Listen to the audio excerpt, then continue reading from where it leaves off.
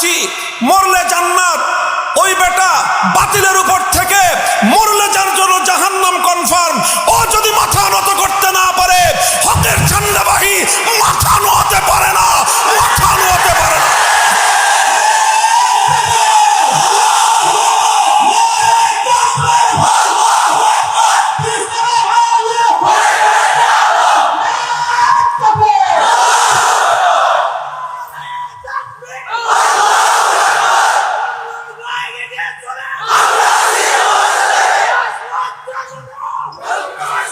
এটা হলো জীবনের দর্শন, এটা হলো জীবনের হিসাব কিতাব।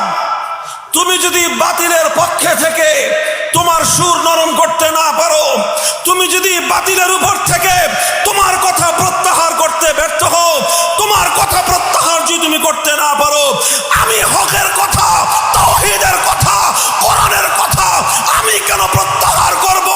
জীবন যাবে, রক্ত দেব, হকের পথ থেকে আমরা বিচ্যুত হতে পারি না।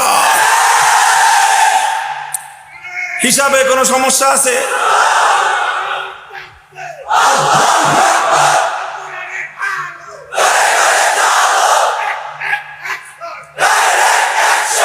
মুহতারাম হাজিরিন, এটা আমি নিজে যেই দর্শনটা, যেই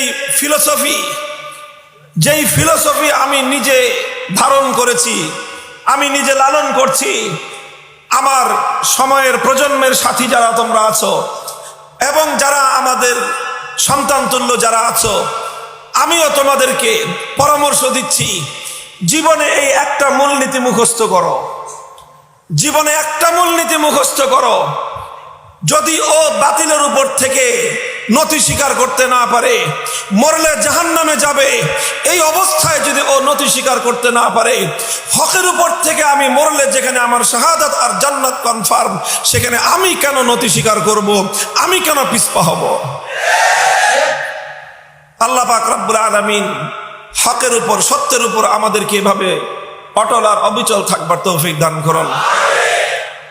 সারা দেশ থেকে মানুষ যেভাবে দোয়া করেছেন, নিবৃতচারী সবচেয়ে বেশি দোয়া করেছেন মহিলারা। হাজার হাজার লক্ষ লক্ষ মহিলা মা বোনেরা রোজা রেখে সাদাকা করে দোয়া করেছেন, আল্লাহ যেন তার এই বান্দাকে হকের উপর অটল রাখেন। আমি তাদের কোনো প্রতিদান দিতে পারি না, তাদের জন্য মাঝে মাঝে 2 রাকাত করে নামাজ পড়ে আল্লাহর কাছে দোয়া করি, আল্লাহ আমার কাছে তো তোমার এই সকল বান্দাদের এই ইখলাস আর এই তাদের আত্মার আন্তরিকতার প্রতিদান দেওয়ার কোনো কিছু আমার কাছে নাই। আল্লাহ তুমি তাদেরকে জাযায়ে খায়ের এবং পরিপূর্ণ প্রতিদান দান করো। আমি তীব্রভাবে ওই সময়টায় এটাকে একটা চাপ অনুভব করেছি, অন্য কোনো কিছুকে এতটা চাপ আমি অনুভব করিনি।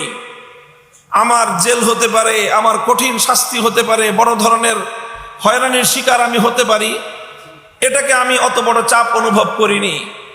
আমি যেটাকে চাপ অনুভব করেছি সবচেয়ে বেশি, সেটা হলো এই যে হাজার হাজার ইমানদার, মুখলেস, নিবৃতচারী আল্লাহওয়ালা নারী, পুরুষ, বুজুর্গ, তারা সবাই তাকায় আছে আমার দিকে।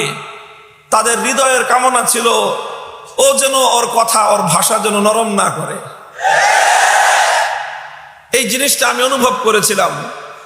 তখন আমি একটা শপথ করেছিলাম, জীবন যেতে পারে, হকের কথা বলেছি, এই কথা আমি প্রত্যাহার করব না। চেতনা ছিল আমার একটাই। হযরত ওমর ফারুক রাদিয়াল্লাহু তাআলা আনহুর একটা কথা আছে, হাদিসের পাতার মধ্যে উল্লেখিত হয়। হযরত ওমর এসে রাসূল সাল্লাল্লাহু আলাইহি ওয়াসাল্লামকে একটা কথা বলেছিলেন, ইয়া রাসূলুল্লাহ, আলাসনা আলাল হাক্কি ওয়া হুম আলাল বাতিল। হুজুর আচ্ছা বলেন তো, আমরা হকের উপর আর ওরা বাতিলের উপর, কথাটা ঠিক আছে কিনা?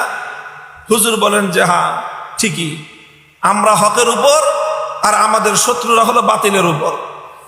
এরপরে হযরত ওমর বলেন যে আলাইসা কাতলানা ফিল জান্নাহ ওয়া কাতলাহুম ফিন নার।